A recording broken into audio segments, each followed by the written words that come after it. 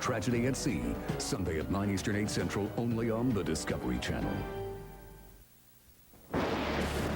Lightning.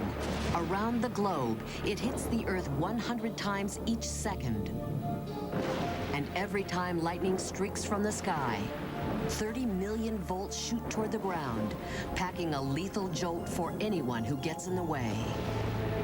In comparison to other types of natural disasters, lightning is always in the top 4 killers. Dr. Mary Ann Cooper studies American cases of lightning strikes.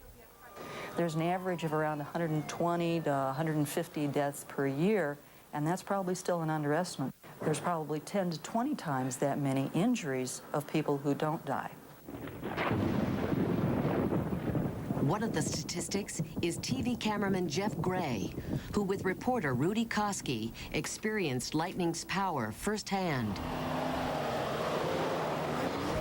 One stormy January evening, they rush out to do a live report on a violent thunderstorm as it approaches Huntsville, Alabama.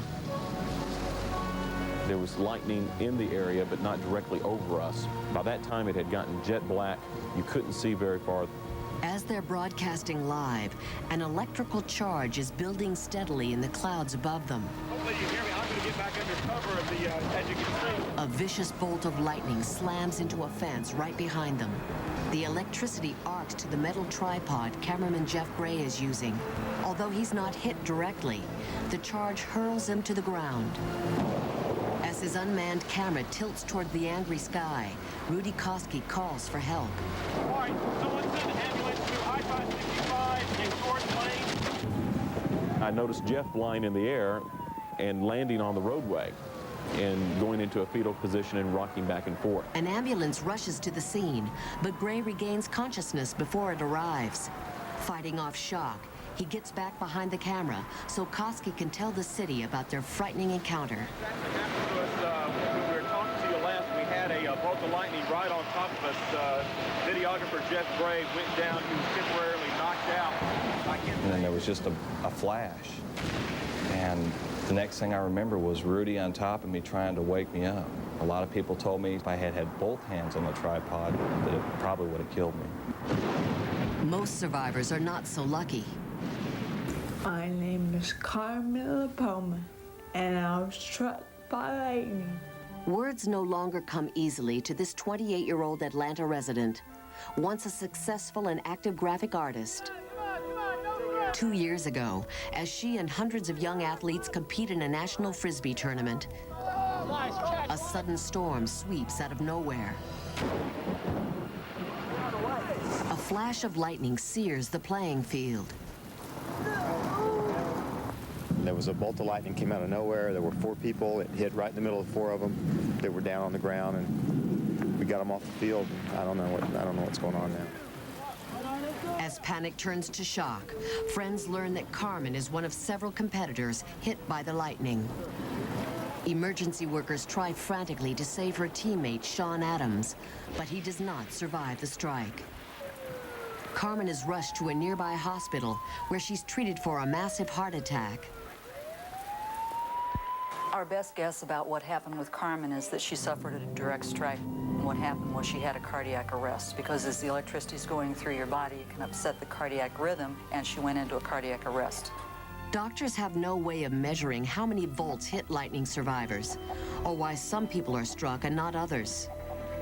Carmen's terrible experience left her in a coma for 3 weeks. When she woke up, her brain was seriously damaged, a result of her heart attack, which stopped the flow of blood to her brain. It has taken 2 years of painful rehabilitation to relearn the most basic skills. Medical experts still do not understand exactly how lightning affects the human body.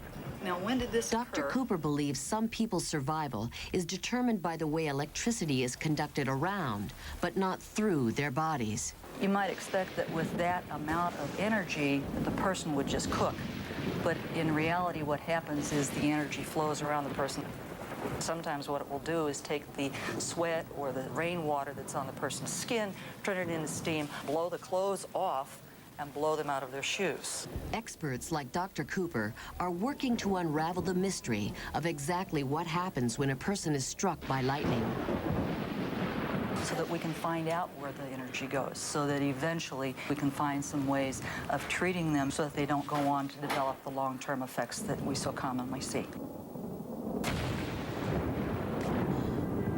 Carmen Lipoma continues to recover from her lightning attack.